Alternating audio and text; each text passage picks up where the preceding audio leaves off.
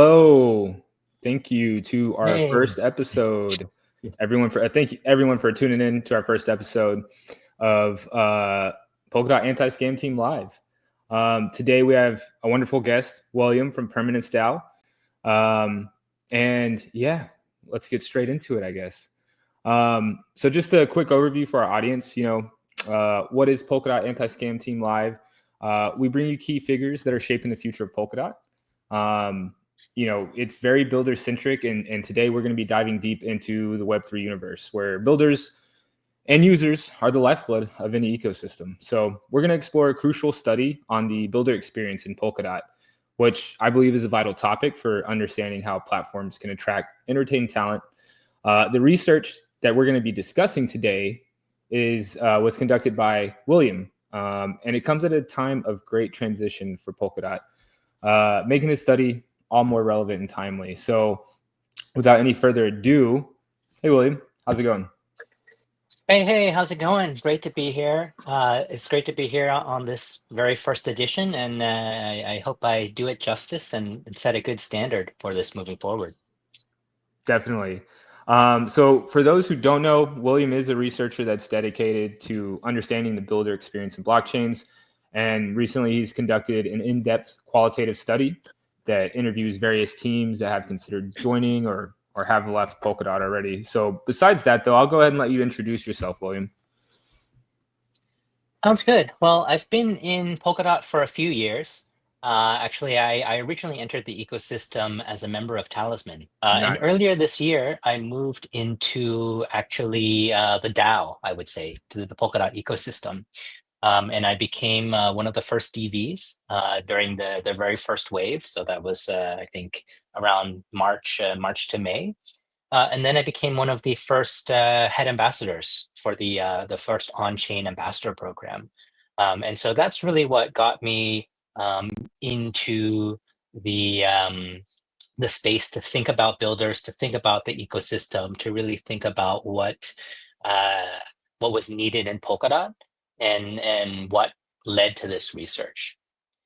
I would say you mentioned a transition before, right? We're in a time of transition, and I think that's one of the most kind of impactful realizations that came to me as I kind of moved into the ecosystem and started to be kind of full-time, dedicated to Polkadot.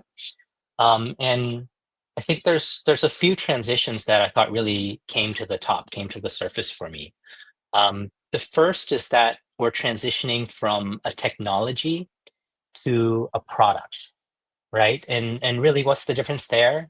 Kind of a technology can exist on its own, right? It's really about the engineering, about what what new thing is being built, and Polkadot has that in abundance.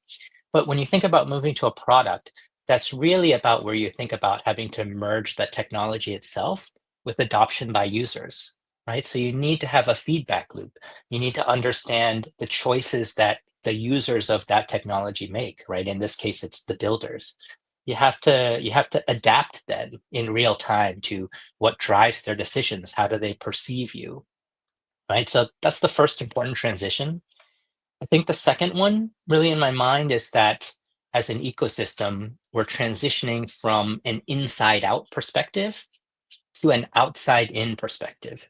And what I really mean by that is that it's kind of along the same lines, but inside out is like, you kind of in your mind think about everything that needs to be taken care of and maybe what you want to do, what you want to build. And you, from your internal imagination and drive and foresight, you know, use that to inform what you do. And outside in is kind of the opposite, right? You kind of take from the world, you see what's out there, you see what users need, and then you work that into your plans and your roadmap, right? And you need to have both, right? You need to have something innovative and new, and you can't rely on, customers to really tell you what you do, but you need to understand how they perceive you and what they need, right? And use that information, combine that with your own intuition and your own inventiveness to come up with a product that will work. And I think the third kind of really important transition for us, and this is really us as a DAO, right, is how do we actually build this DAO into something that is more stronger, that's more resilient as an organization than a centralized entity as a company, right? I think if we just zoom out and take a look at the long term, the success of Polkadot is not going to come from an individual technology decision. It's going to come from the success of how we architect this decentralized organization to be strong, to work in this world, to be a better and more performing group of people than other ecosystems out there. And so that requires us to, be self-reflective, to learn from what we've done before, to then take in the advantages of like a decentralized organization and figure out how we can architect that to be a stronger, producer of, technology than other things out there. I think Wow. one more thing. Go ahead. Go ahead.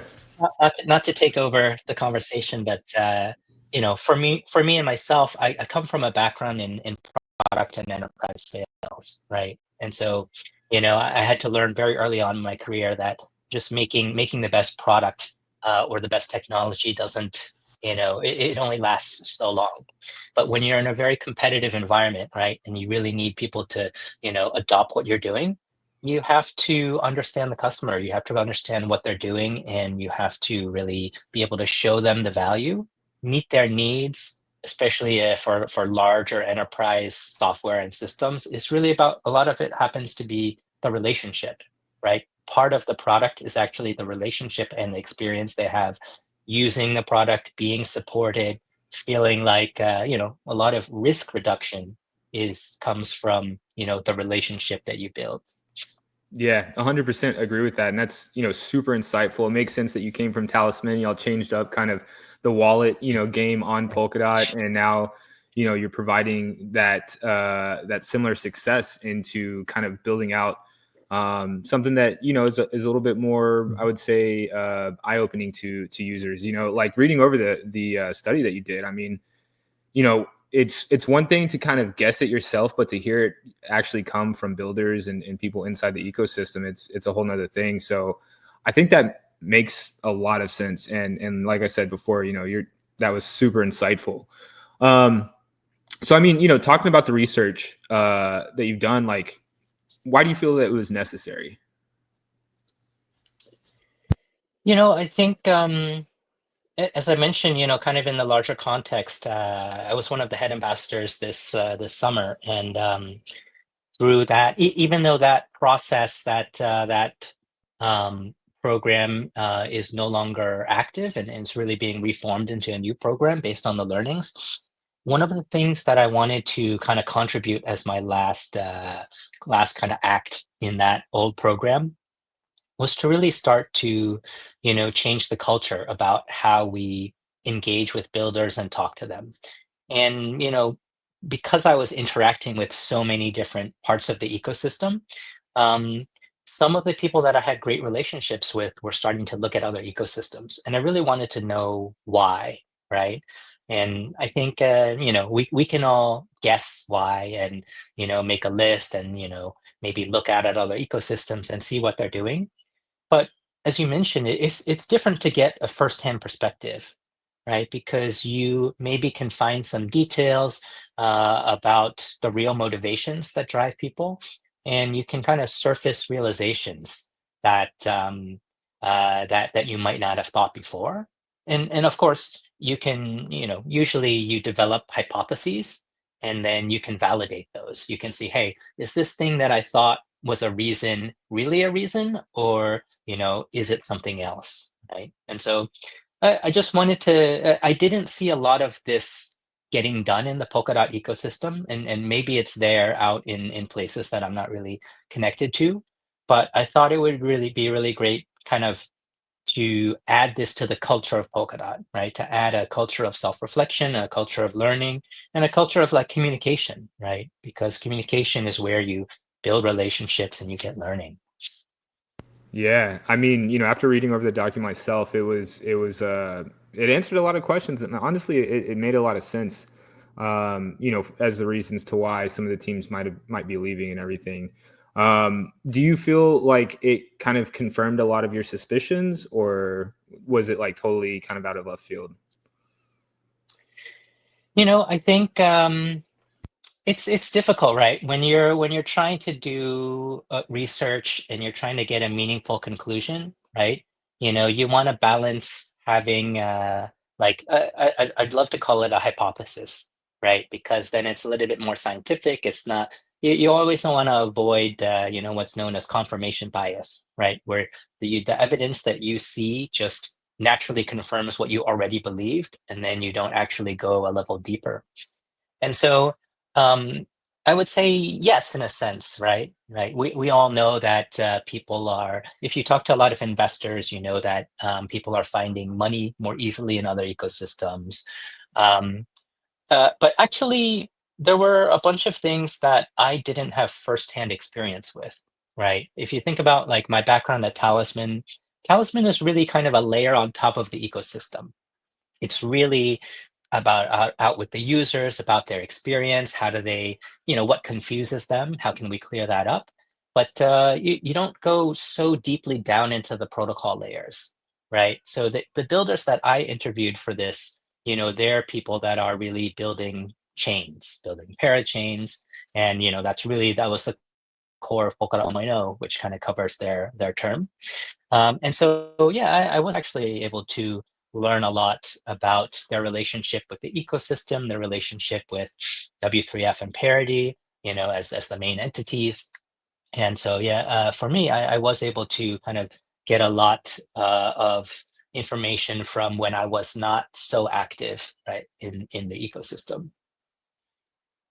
Yeah, that makes a lot of sense. I appreciate that.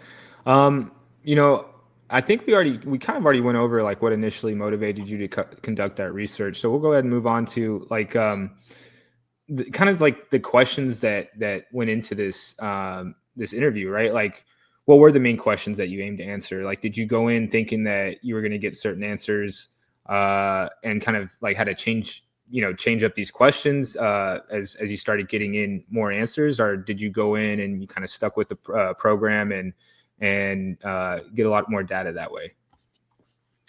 So I guess what I'm trying Yeah, to say is like, what are the main questions that you aim to answer, right?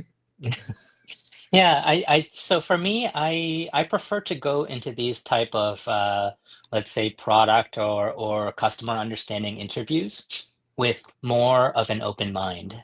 I think it's really important to go below the surface, right? Like so, when you're trying to get information, you might go for interviews, right, where you're talking one-on-one, or you might go for a survey, right? A lot of times it's easier to do a survey because you have a pre-planned set of questions. You shoot it out over the internet, and it doesn't take that long to fill out. But I think you have to look at the downside there, which is that a lot of times people may not be self-reflective enough in a survey, and they just may give you the easiest answer or the answer that they want they want to project out into the world or they want you to hear. So I really wanted to have a little bit more of an open mind and to really just discover why somebody left the ecosystem. Why did they make the choice that it's a big investment to join an ecosystem, to join Polkadot, to learn all that you need in order to use Polkadot SDK to release your chain. And so it's not a small thing to just switch to something else, right? So there must be some deeper reason, some considered reason over a longer period of time. And and on the other hand, also like if you're leaving, you might feel disappointed in the ecosystem, right? And so I wanted to kind of go a little bit beneath the surface, beneath maybe the surface reasons of why they left or any negative feelings perhaps that they might have, and just be able to push back and forth, have a conversation, kind of really understand. And understanding is about learning, but it's also about healing and maintaining a good relationship. So, if we could kind of accomplish all of those, I think like really in-depth conversation is where you want to go, and it allows you the freedom to to kind of dive into whatever area is necessary. Gotcha. That makes a lot of sense. As someone that has interviewed people in the ecosystem before, I think you're spot on. Just kind of going in depth. It's a little bit more personal, personable, and it just makes a lot of sense, especially in an ecosystem where, it takes a lot of time to develop your product and put it out to market, and people put their blood, sweat, and tears into this stuff. So we really do want to hear like what they have to say and why they feel the way they feel. I mean, I think this research will help us, attract teams in the future. So I'm very thankful that it came in. So like, how was the research carried out? Was there anything specific that you had to do? Obviously the interviews happened, but like, were there other aspects to this research that you did? So for this, I did only have a limited time, right? So yeah, yes, maybe I should preface it by saying this is really preliminary research, right? Maybe these 6 conversations were the ones that I had the most, I was closest to, so I could reach out, and it's not that easy to ask for somebody's time, right? For somebody that you don't know that well or you don't have a good connection to. So in a sense, given I only had about a month to do this research, then it was is who I could reach out to, and who would give me the time of day to ask some deeper questions. Um, but I guess yeah, I'm sorry. Can you give me the question again? Yeah. So like, besides interviewing, like, was there any other part of the research that you needed to do to, in order to pretty much interview these teams? So not too much, not too much. So it was pretty much just an interview, and through each interview, I could get a little bit more perspective onto why that team chose or chose a certain path, and so that helped in the subsequent interviews. But generally in the process, I covered things that they liked about the ecosystem, things they appreciated, also things that they didn't appreciate and what kind of rubbed them the wrong way. And then I tried to get to the point where, it was one thing or another that was maybe the tipping point for them to look somewhere else. And then I went into, for the teams that chose, another path, what did they experience there and how did that reflect in comparison to their experience here? Yeah, that makes a lot of sense. I know that, I read over the document myself, and some of the answers, you could tell like there was some like feelings involved, just by reading what they had to say. And it really hurts to like lose teams like that. So, and from your perspective, these were guys that or girls that were, you said you were close with. So it's almost like, you kind of feel the same way that, or you don't necessarily feel the same way, but you understand a lot where they're coming from, and it kind of like makes you very the word I'm kind of lost in the word that I'm looking for, but empathetic, I guess. It kind of hits you in the feels a little bit more. So it does make sense what you're saying. Um, you I think know, that's important as an ecosystem, right? Like, in some sense, it needs to feel like a family, right? yeah. That we're all in this together. We're united, to some degree, we're united by a profit motive, right? And if the ecosystem does well, everybody should do well. But I think it's generally not enough, right? Hmm. You make choices. A lot of the people here made choices for a higher degree, higher purpose, right? And I think it's the reason why you and I and everybody else is in Polkadot here is because, we say the technology is better, but I think it's really about the higher purpose of, building something that society needs in Yeah. in a way that is less corruptible by design, right? And so these builders also had that motivation in the beginning. And so it's not an easy thing to walk away or choose a different path than what you really believe in. And I could tell that they still really believed in the ideals, right? But there's also practical matters, right? And so those have to come into play too. And those are the things that were surfaced. Yeah, I mean, at the end of the day, as much as these teams do enjoy the technology behind it and everything, like we're all businesses, right? And businesses do need to stay afloat. They need to pay their employees, and so it does it does kind of hurt the soul a little bit when you're having to exit, due to these reasons versus like other reasons. So that's totally understandable. And I hate to bring it up, but it's like the meme, I'm in it for the tech. Like a lot of users and builders are in Polkadot for the technology. Even me just being around in the ecosystem, that's a big reason that I've stayed. That's a big reason why, I've maintained my network here, because I do enjoy the technology. I think that Polkadot has a very good case for being like, next to Bitcoin, one of the only decentralized blockchains out there, really. And that's what's kept me around, and that's what keeps a lot of users around and builders. So I think it makes a lot of sense. So, I guess that brings us to our next question. Despite the recognition of Polkadot's technical superiority, what practical challenges did these teams encounter that you interviewed?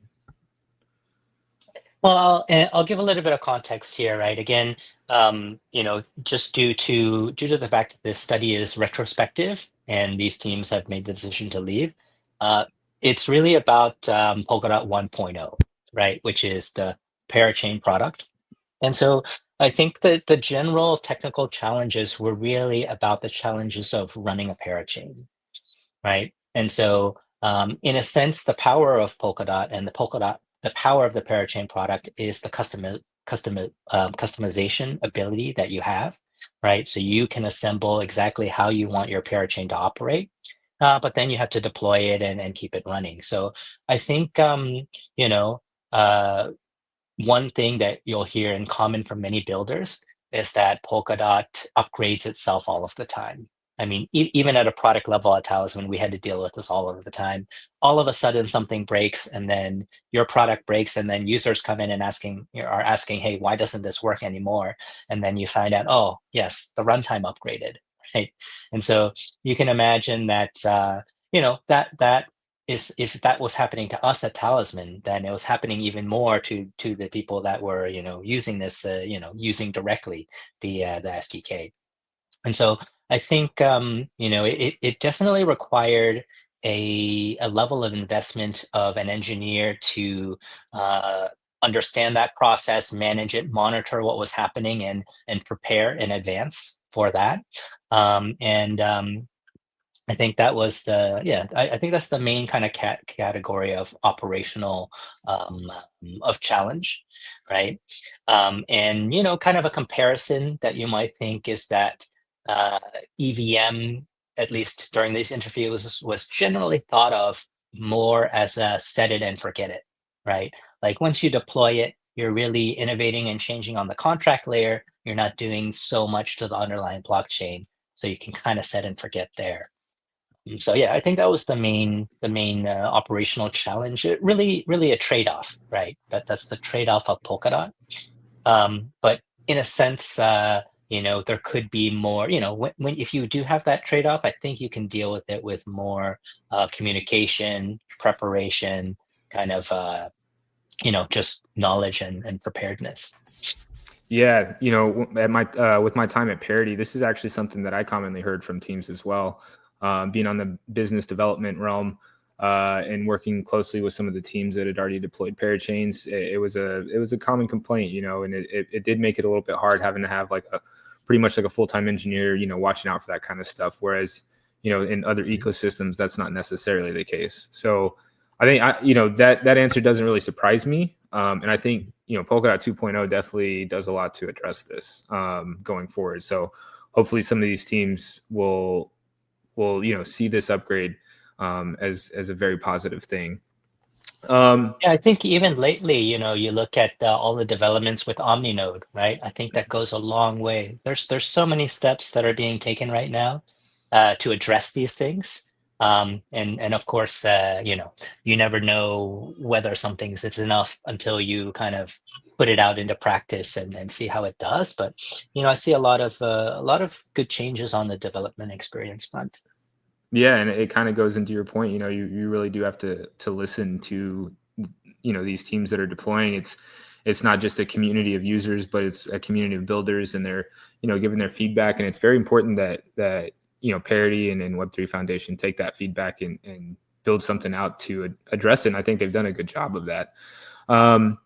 So it pretty much, what it sounds like is that, there's a lack of support, obviously, from on a technical level. There was, stability and maintenance issues and stuff like that, which led to engineers, having to kind of be there full time. So, I mean, do you think that there was any, the change in the pricing model affected projects as well? Was there anything like that in the interview, or any answers like that given in the interviews?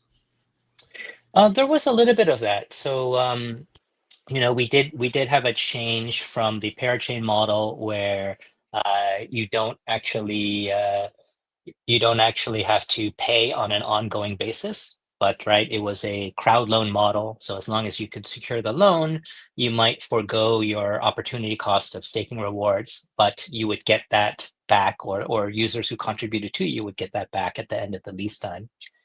So I wouldn't say this is really, I think it's a little bit too early to give statistical significance to this answer, right? But yeah, I did hear from, one or two teams that they were impacted by the change because now there is a cost to running a parachain, even though it's admittedly low, I think, in the grander scheme.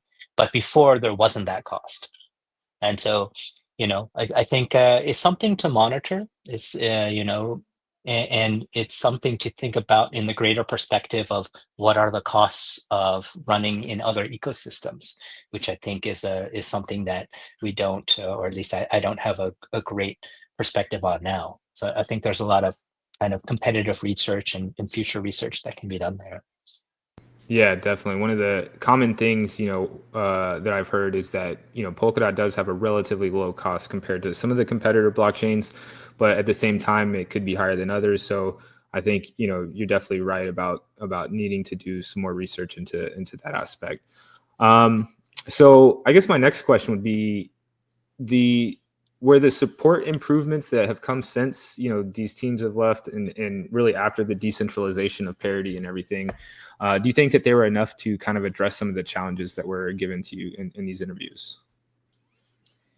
I think it's important to kind of acknowledge all of the kind of support related changes that have been happening in the past year, I guess, since decentralization, right? I guess everything before was under the realm of mostly parity to perform. But ever since Parity decentralized and really decided to focus on technical leadership, right? There's been the W3F has funded a number of companies to do improved documentation, right? Like I've been looking over the new documentation by Papermoon and kind of like going through the Zero to Hero series, and I think it's a great, it shows how simple in a way it is to get your own customized parachain up and running. So I think that's a great positive. There's been a few other funded documentation and education teams, and so I think we'll see more efforts there. I know Parity has been spinning up pre and post sales in terms of capabilities in the company to help yeah, new and existing businesses, and new existing builders. And W3F is really, first they funded a lot of BD teams to come in like in a decentralized way across the world, and now they're starting to step up the coordination of those. Right, so they're all kind of working as arms of one unit rather than kind of all kind of working independently. And so these are quite a lot of support related improvements that have happened in the ecosystem. I think it's a little bit early to say, how they will play out. It's certainly much better than not having it at all, and giving small teams, with individual motivation to really attack problems. I think is a great way. It's a very kind of startup and agile way to approach a problem. Um, I would say that, like again, it's not on me or it's not on anybody to kind of give an opinion about whether these are enough. Like I would love to have a culture where we are constantly checking in with builders, having that conversation, understanding and modifying our efforts, right? And it's like the solution is a process and a capability over time, rather than just whether certain changes are enough at any one point. Yeah, I think I would 100% agree with that. It really does. like the culture is super important, and giving out support, not just to builders but also community members and everyone who's kind of involved with these blockchain ecosystems.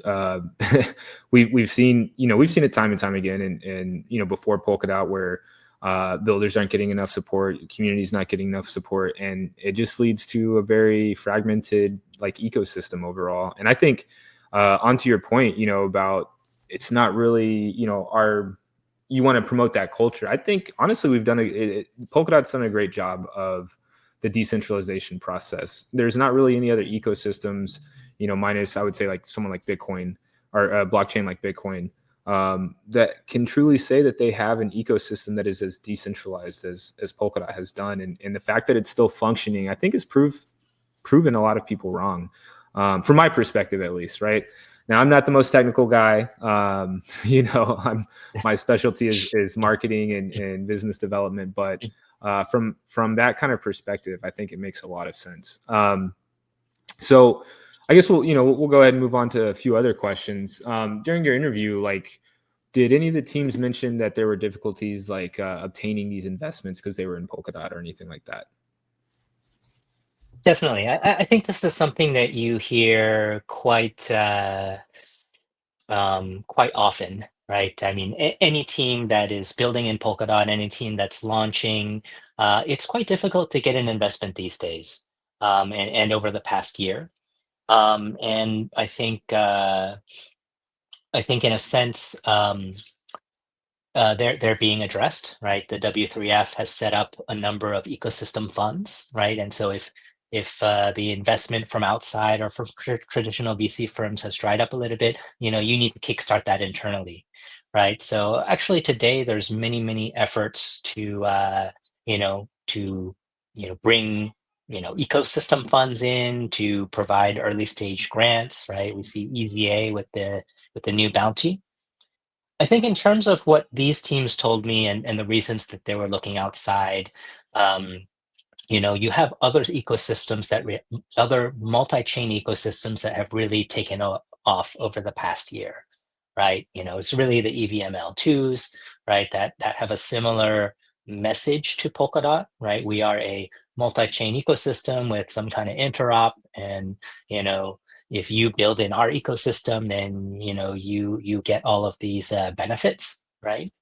Um, and so I did hear from these chains that, the valuation multiple that they heard from investors was, if you move to Ethereum, we'll give you a 10x higher valuation, right? And so, and that's, I guess that has nothing to do with the technology itself, but just investor sentiment, the need to be in a certain narrative, the availability for money. It's really about kind of perception among investors, right? And so, um, there is quite a, or at least there has been quite a funding gap in terms of the availability of funding, the valuation, the ease to get it, who is focusing on it, and yeah, a lot more there. Yeah, that does make, that makes a lot of sense. I think when I was at Parity in 2022, like that wasn't necessarily the issue, but as, the market has changed, the dynamics have changed, it has, come up. And it just kind of goes to show you the sentiment that the teams that have stayed and built, like where their heads are at, I think, like being able to get that 10x multiplier, but they didn't. They stayed here, and they were loyal to not just the ecosystem, but the users, the builders. I think that says a lot about the teams that have stayed in Polkadot. So it's it does kind of it hurts a little, I'm sure, for the teams, but it just goes to show you like a lot of people in this ecosystem do feel strongly about the technology behind Polkadot. So yeah, like moving on. What is there anything that you think specifically, besides maybe just sentiment and narrative, that why did investors feel or show disinterest in Polkadot? What do you have any opinions on that? It's difficult to say because, again, I wasn't really talking to investors for this. I do have I have talked to a lot of the IR people, the investment relations people in the ecosystem. Actually, this would be a great question for them because they're kind of on the forefront. But yeah, generally, I think investors are really looking for, yeah, I can't say much beyond narrative, I think, right? Like they kind of look at what's successful and then they try to replicate that. Maybe the most forward-thinking investors, they will kind of push into a new area, or or something like that. But for the majority of the space, it's really, you know, what is what is the risk of getting my return, right? And if an ecosystem is hot or if a narrative is hot, then it is much less risky to. There's already a lot of risk in investing in early stage teams, but there's a lot of less risk to ride a wave, right? So the question is, I think, how do we get some kind of wave going on Polkadot?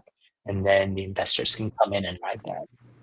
Yeah, I think that's actually a great question. And, I know there's a lot of teams and a lot of individuals trying to figure that out. One of them being the marketing bounty. Mhm. So I think, we're definitely going in the right direction. I see myself, excuse me, I see a lot of change myself happening in the ecosystem in this realm, especially with Mythos coming in and changing up the, Mhm. oh, it's a dead chain kind of narrative. Like, not really. You're seeing these transactions like multiply 100x almost, and they're bringing in new users that might not even be aware that they're using Polkadot really. Same with this with some of the new proposals coming through. I'm not sure. I think they're all public, but I'm not sure exactly which ones are fully public. So I'll kind of keep my mouth shut there. But I've seen a lot of good proposals being pushed forward in the community that I think are going to kind of change this narrative around, and I'm super excited to see it. Honestly, um, do you think that were there any issues related to obtaining grants or funding? Because from my perspective, I think I remember reading a little bit about that in your interviews. And from my perspective, I feel that it's kind of been a little bit easier in Polkadot. Like there is a kind of a barrier. Just you have to really write down a good proposal, and you have to get a lot of community support. But do you think that kind of plays into issues that can be related to getting that funding? I think there's certainly been a change since OpenGov decentralized, or from when we transitioned from the council model to OpenGov. And we have a lot more perspectives that have driven the decision-making process. We have the DVs now, which really give you somebody to talk to, right? And to plead your case to try to convince. And so that dialogue, I think, is quite important and is much more healthy today than it was before. I would say for these teams that I interviewed, and it's actually a common thread when I talk to a lot of BD people operating in the ecosystem, is that actually OpenGov is quite a difficult and quite a difficult process to get through, and it's quite an unfriendly. It's unfriendly, and there's many aspects of it which are unprofessional. Right. So for these particular teams, they said things like, in order to get money from Polkadot, you have to get endorsed by certain people in OpenGov, right? And they trash you, right? They say negative things about you. This is reflected, like if you read the comments sometime, usually for an outsider to come in, maybe a bigger company, there will be people like commenting, hey, what are the motivations here? Sometimes it's less, again, less professional, so to speak. And so a lot of times companies will ask themselves, why should I subject myself to this kind of unprofessional treatment when I'm bringing a service to the ecosystem that's needed? Right? And on the other side, it's hey, this is a DAO. The power of it is to let everybody express their opinion and weigh in and come to a decision together.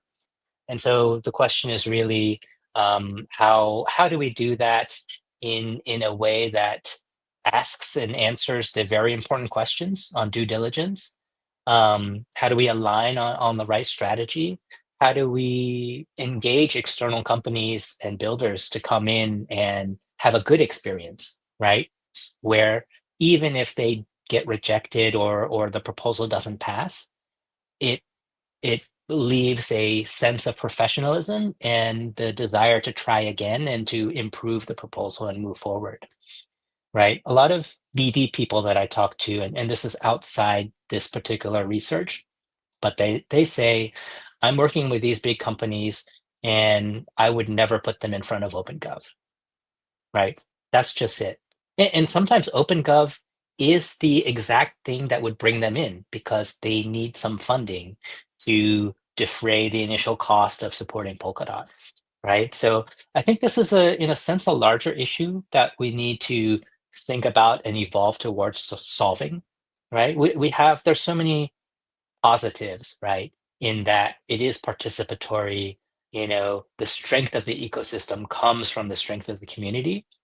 Well, the question is really like, how do we uh, how do we build this into a larger strength that really brings in the builders, the service providers, the companies that can bring Polkadot to the next level? Yeah, this is 100%. I agree with a lot of what you said. And as a community funded team ourselves, the anti-scam team, we've definitely experienced this. Some of us got our feelings hurt when we put our last proposal out, and it Yeah. happens, right? It's kind of like it goes into that online culture. People are gonna be a little bit more brazen when there's some anonymity that is associated with that. Others, they make good points, and you really do have to. For us, it really kind of made us sit down and think, like, okay, how do we address these concerns? Because overall, you are asking the community, for funding, and people are going to have questions, especially with some of the narratives that have developed previously, around spending and everything. It can really affect community in a negative way. So it's it's a double edged sword almost. It can be kind of frightening for these teams coming in. It can be a negative experience, but I think there has been a lot of positive experiences as well.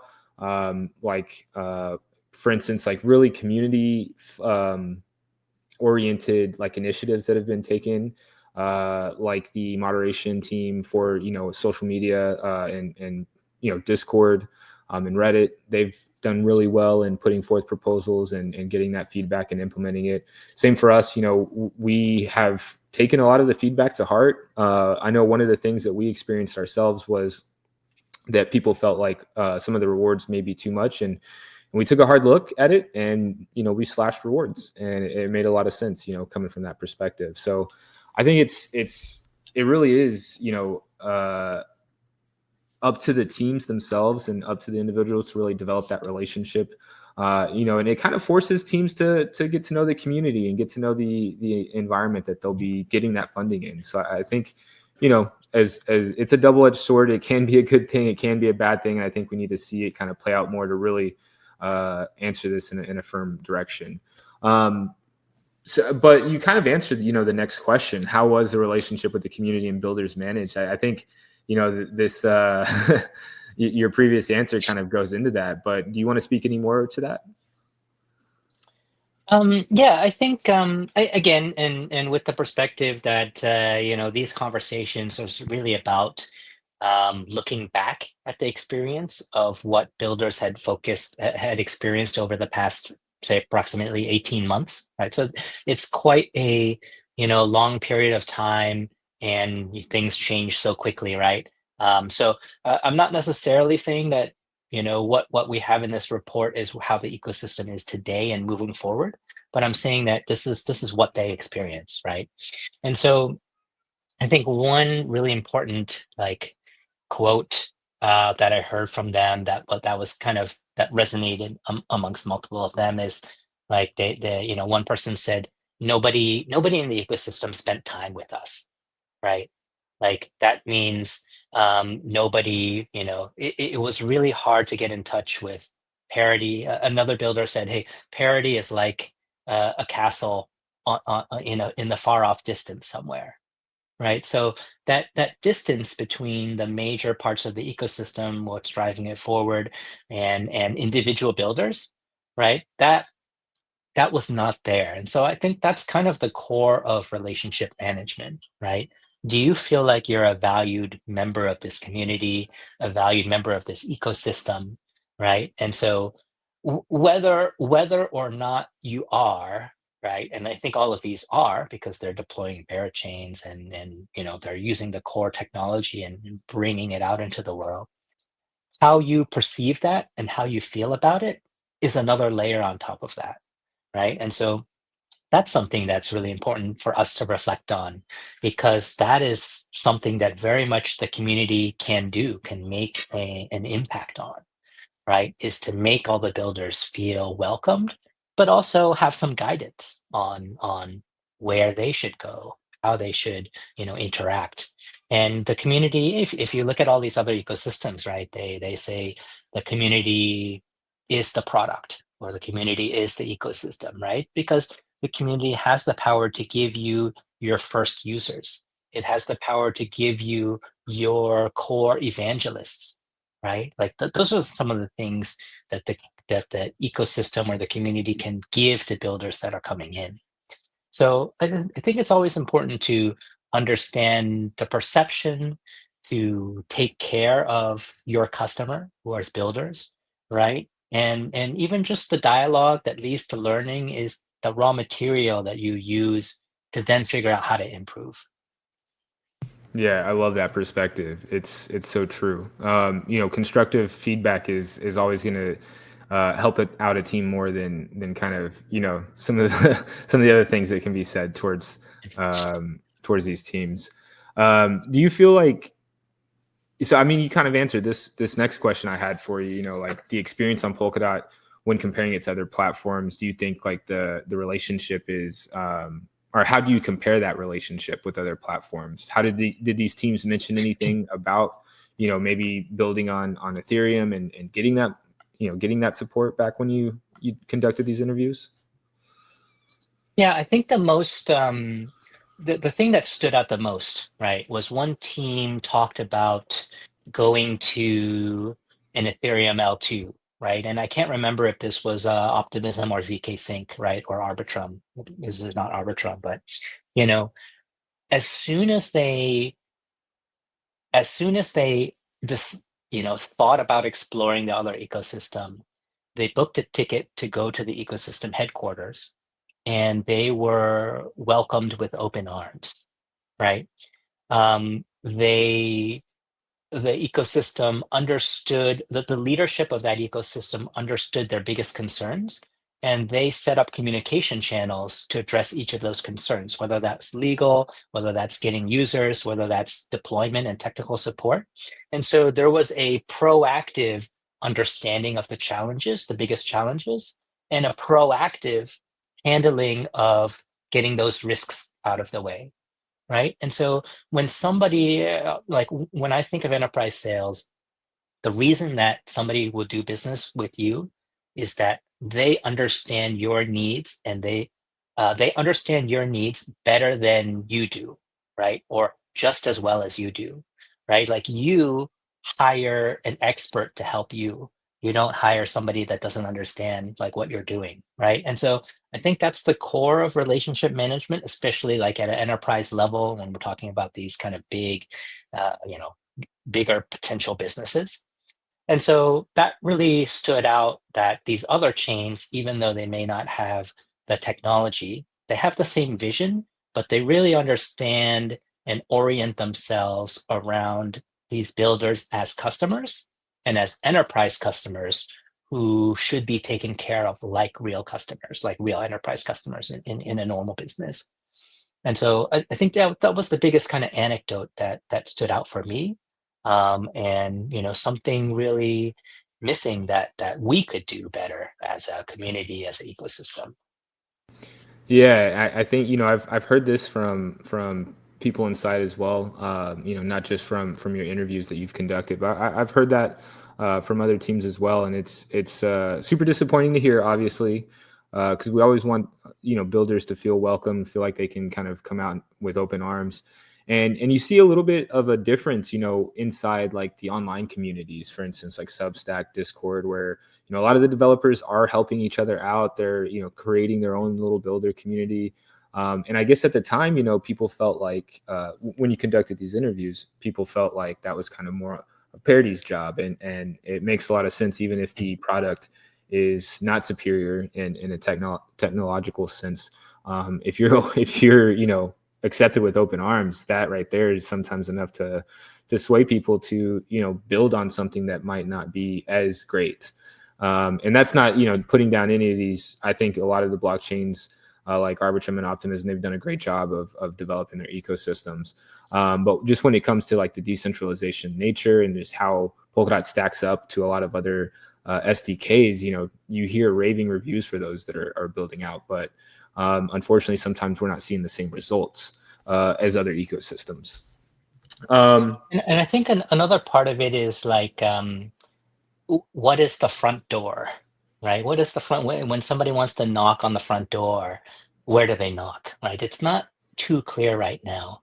We have a pretty great set of, I guess, what are known as ecosystem agents, right? People like yourself, myself, we're there to help people understand, like the ambassadors, right? And we can pretty much answer any question that somebody has and point them to the right place. But the question is, how do you really find those people, right? And Mhm. and engage them, and then can we proactively do that, right? And so I think that's really how we could take ourselves to the next level. Yeah, and I think that next level, we're at the very beginning stages of that next level. Honestly, for instance, um, there was a I would say he's a friend now, right? We've kind of developed that relationship. But he came into the Polkadot server and he was asking a lot of questions. He seemed very interested. Come to find out, he is building in the ecosystem. And although I'm not a business development agent anymore or anything like that, kind of doing my own thing with community marketing, I still have shown him the processes of getting in touch with the right people. And I think that's, I've really been, I would say I've opened up my arms to this person. It's the Hydropad team, and really have kind of shown them the right direction to kind of get their foot in the door. And they've been really appreciative of it. And in that sense, I think, we are starting to develop that kind of ecosystem where you can come into the online communities, and we have the right people in place now where we can guide you and get you to the people that you need. I think it's something that has been needed. It's needed to be addressed, and it finally is getting addressed in small manners, right? But we can start with the small wins, and we can build our way up to the bigger wins, I think, in the future.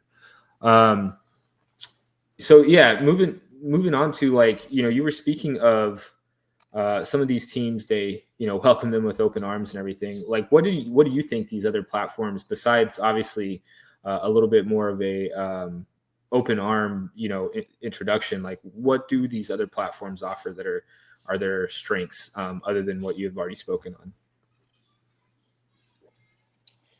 Well, I think if we talk about kind of competition and looking forward, I think it's important to acknowledge that actually 2025 is going to be quite a different year for Polkadot. And that's really because of the intense focus we have on getting the Polkadot Hub up and running, right? That's really smart contracts on Asset Hub.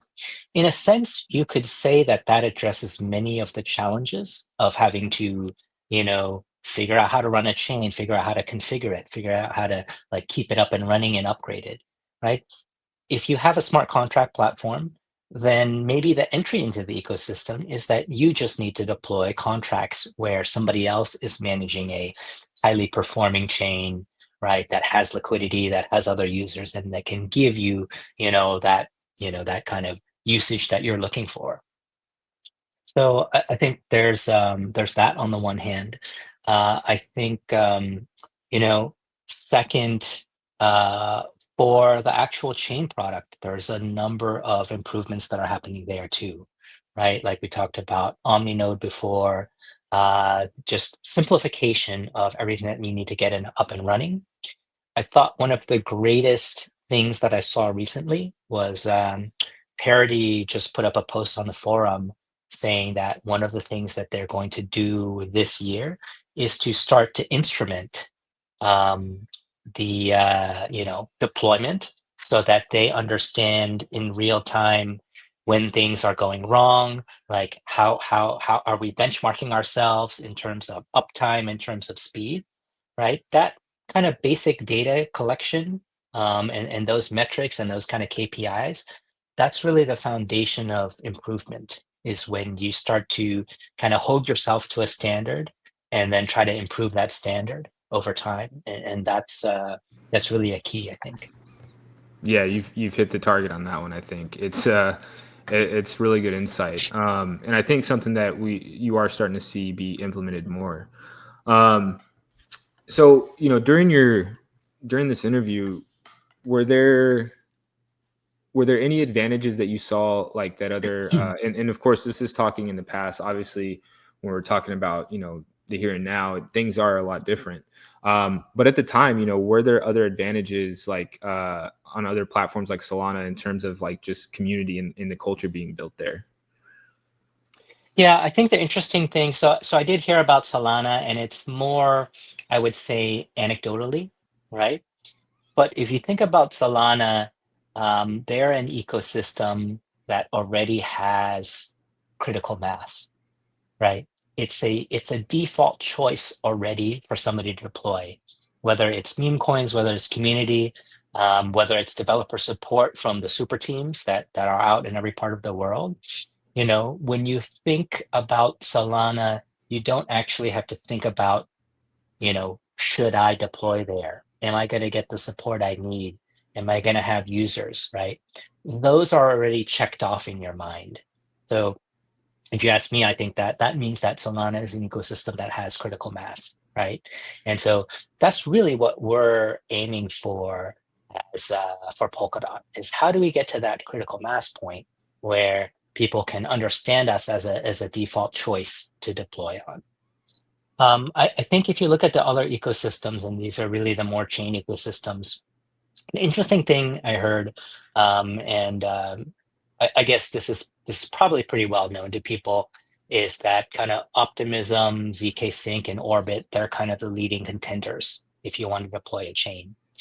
The advantages are basically that you have a well-known stack, you have tooling, you don't have to worry about, if I have a question, is it going to be answered, right? Because there's so many resources out there. There's so much other code that you can reuse, that is already compatible. And if you look at kind of the comparison between those ecosystems, right? Maybe Arbitrum, you have the highest liquidity, you have a lot of DeFi there. Optimism, you have a very much a focus on large enterprises and a lot of enterprise wins, right? So, despite maybe lesser technology, you have the ability to you know have a network effect, have a presence already there. And then ZK Sync, you generally are thought of as having the best technology, right? Like the optimistic rollups will probably move to that technology in the future, and I think even Optimism acknowledges that that's the future path to go. Oh, Yeah. and the last thing is ZK Sync has a special investment in account abstraction, right? So from the core protocol level, support for making it easier to use for consumers.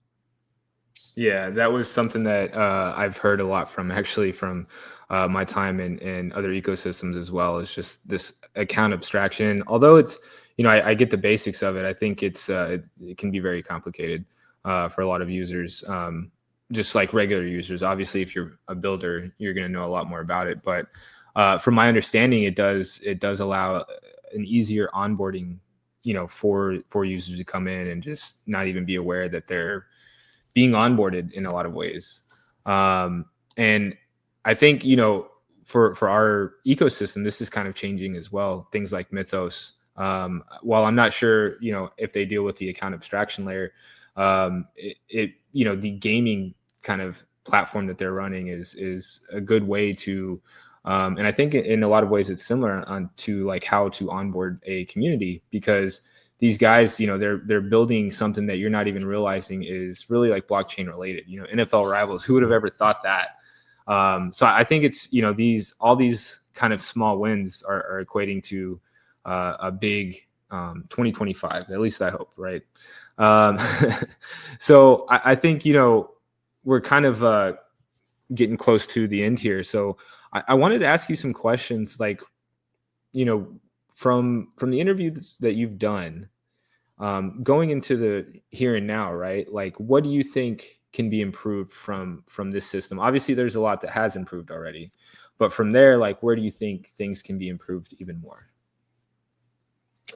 I think we remarked this on this a little bit at the beginning. I think it's really about a culture change, right?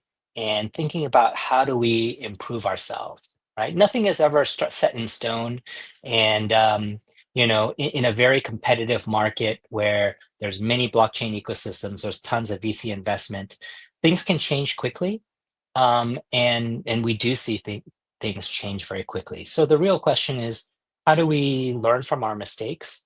How do we get better as a DAO? How do we really focus on the customers that are necessary for us, right? That's builders, right? Polkadot is an infrastructure layer. So its customers are the builders who take that infrastructure and build great things in the world that are used. And yeah, Mythical is a great example of somebody that needs a rock solid chain. They couldn't, like, even if the chain were faster, but it went down, that's something that just would not be acceptable to them. And so there's quite a bit of competitive advantage there. So, aside from like the learning part and how do we better support builders, how do we really recognize our advantages vis-a-vis other ecosystems and feed that into marketing, feed that into business development, feed that into new customer acquisition, right? A lot Yeah, of the focus here is really on kind of the retention side, right? Like, retention is the most costly thing in a business. If you've spent so much money to invest in acquiring a customer, maybe you're funding them a lot, you're definitely devoting a lot of resources to them. You really need to keep them, right? Because if somebody that you've spent so much investment on like walks away, right, that's a problem, right? But in addition to retaining, you actually learn from them what's important, right? And so if we can learn from them what they really see here as the advantage, then we can really feed that back into acquiring more. yeah, that makes a lot of sense. You're very well spoken in this, and I think, you've provided a lot of great insights. So would you say, like, if you were to conduct the interviews, now, what do you think the differences would be, like, within the answers and within the scope of these teams that, might be entering or exiting the ecosystem?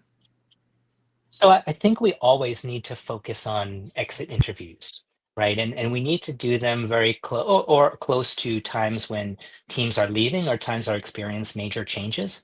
But I think we actually need to expand beyond that, right? We need to interview builders in the ecosystem who haven't left, right? Who are still staying. And because we need to really understand their needs, what's working, what's not working, so we can feed it back into the product process, feed it back into the support process. We need to look at ourselves and determine what's missing and then build in those things. Yeah, that makes a lot of sense. It's better to know why people are staying, why people are going, and what's attracting teams coming into the ecosystem. I mean, these all play an important part into kind of like the flywheel of building on a blockchain, right? Um, is there anything that you think, right now, I think that would really, from this program that we're talking about, like, what can be done to improve the builder experience on Polkadot? Obviously, you've touched on this a lot already, but if there was anything specific, like, what do you think it would be? I think we we need to make a priority list, right? And so, you know, I think when we go talk to individual people, we understand from their perspective what's missing, what the problems are. But in a sense, you have to move from problems to solutions. You have to have a priority list of, where you kind of synthesize all of the learnings into, hey, these are the different things that we can do. This is the effort to do them. This is the reward from doing them. So kind of like a decision making and an investment in making improvements. Some of them, as I mentioned, are in cross product. Some of them are across support. Some of them are across, marketing or other parts of the community. And so I think the first thing that we need to do is to kind of uh, shift our mindset and shift our focus to prioritizing these builders, to builders and the builder experience, and really, just coming to the joint realization that, hey, what is our target market, right? And I think our target market is builders, right? Whether and they could be today dApp builders, they could be chain builders, they could be app chain builders, right? But once you really focus there, that really informs what your marketing is. It informs, is and then you need to map out your kind of funnel for the ecosystem, right? Who do you target? How do you bring them in? How do you engage them? How do you convert them? How do you retain them? And I think if we can think in this mindset, right, of understanding who the target is, what the funnel is, and how we cover each part of that funnel to increase our conversion, then that maybe shift in mindset is what's going to pay the biggest reward for how we can get results over the next year or two. Wow, beautifully said. I think there's a lot of things, that I agree with. And would you say that these are kind of the biggest learnings from this? What was learned overall? Or if not, then what were the biggest learnings from this interview and moving I think forward? the biggest learnings were really that builders made a choice to leave, even though they were ideologically aligned with Polkadot, right? And I think in some sense, I guess that's obvious, right? We can say, oh, who wouldn't be ideologically aligned with Polkadot? But it really kind of hammers home the fact that, hey, people aren't just choosing the latest narrative. They're not just chasing something that's popular. I mean, it's important to get traction and everything. But even though these builders had left, they still had, great thoughts about Polkadot, goodwill. They wanted to succeed. But they had various, specific issues that caused them to choose a different ecosystem, let's say for now. And so that gives us the raw material of things that we can actually change and improve over time. And so, yeah, it was really the fact that, hey, you know, um, there are things that we can do and focus on. Yeah, I think it's amazing that you kind of brought up that point where these teams were ideologically aligned and they still left. It's because that a lot of businesses, when they're ideologically aligned, it's really hard to kind of pry them from wherever they're at, and to do that is, I mean, it speaks volumes, right? It sounds like things are going to be changing though, where if you are ideologically aligned, it won't make as much sense now, where we're at, to leave in the future. um, so do you think, like, overall, the research that you've done, is this going to play a big part in the development of Polkadot going forward? I think I think the question is, how can this play a big impact in Polkadot moving forward, right? You know, in a sense, I think it's very preliminary. I only talked to, you know, I think 6 teams over a very short period of time. And so I think I would definitely not treat this as the be all and end all Bible of what we should do, but I want to use it as a signal that this is something valuable that we should be doing on an ongoing basis, right? And we need to be rigorous in terms of the methodology, right? I think one of the important things is, are these results anecdotes or are they statistically significant results, right? And they're not quite statistically significant results yet, but that is a capability that we need to build over time, right? And so that kind of intelligence some of it is competitive intelligence, some of it is just customer success and feedback, right? That is something that we need to gather. So I think success would be really convincing other people in the ecosystem to realize that this is an important thing that hasn't been happening enough. And this is something that can and should be turned into a competitive advantage in the future, right? So I think there's no kind of resting on the laurels or thinking that this is the report. But I hope that this is the first of just an ongoing, series of interviews and customer relationship and customer experience that can be a strength of Polkadot moving forward. Yeah, that makes so much sense. I mean, coming from the anti-scam team place, I think we're in a very similar position, so we totally understand, that we are using a lot of the feedback that we've received, even and turning these into strengths, big strengths that we can't just rely on like what we've done in the past. We've taken down a lot of scam sites, almost close to like 40,000 or 35,000, excuse me. But we can't rest on those sites that we've taken down. We're still having to expand and do more every month. And I think this is something that makes a lot of sense putting into the business development realm, the marketing realm for Polkadot. Yeah, I think we're 100% aligned in what you're saying there. So kind of wrapping things up now, because I do see that we're running close to time. Where do we go from here? What are the next steps, in your opinion?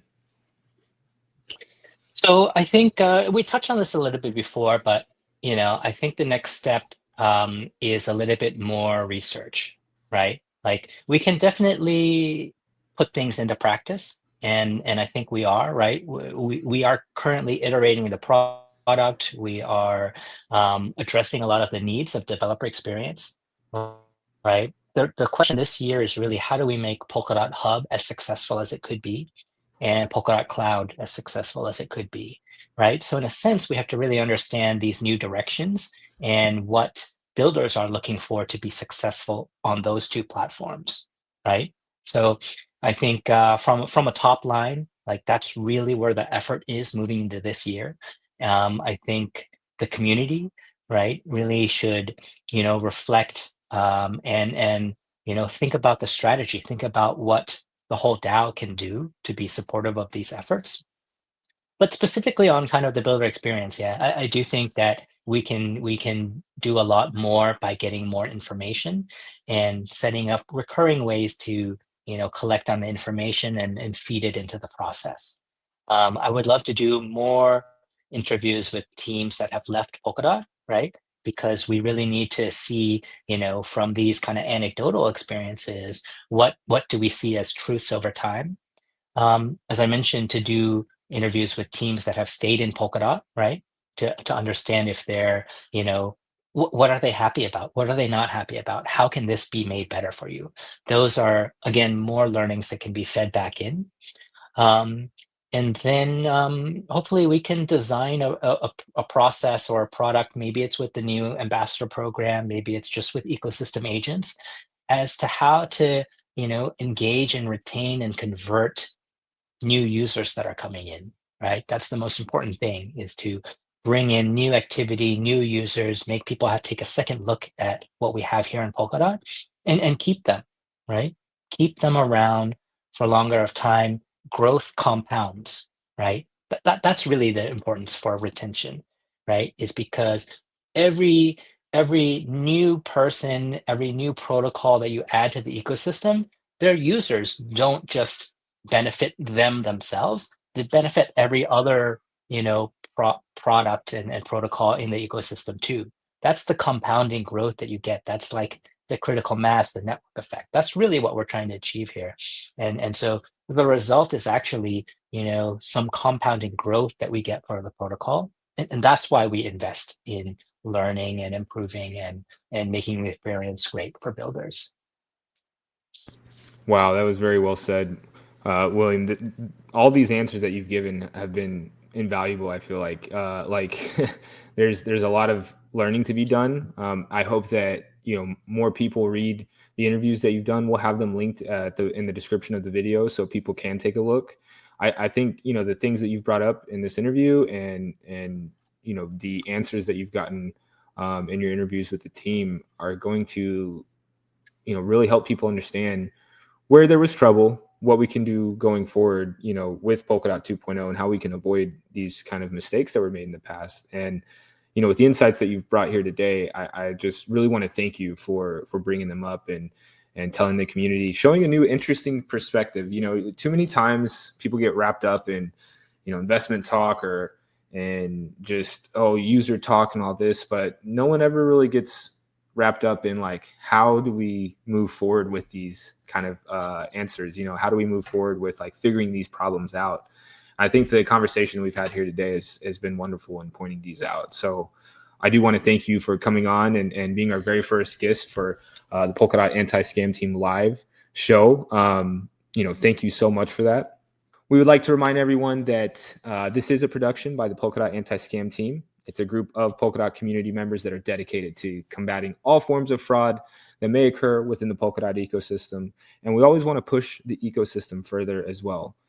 This is a growing ecosystem that we hope that will be around for a very long time. So with that being said, don't forget to like, comment, and subscribe to our YouTube channel and follow us on our socials, on our Twitter account, which will be all linked in the description. Especially if you want to stay on top of the latest scams and the latest ongoings within our ecosystem. We do a very good job of keeping up to date with what's going on. So make sure to follow us. And thank you so much for watching.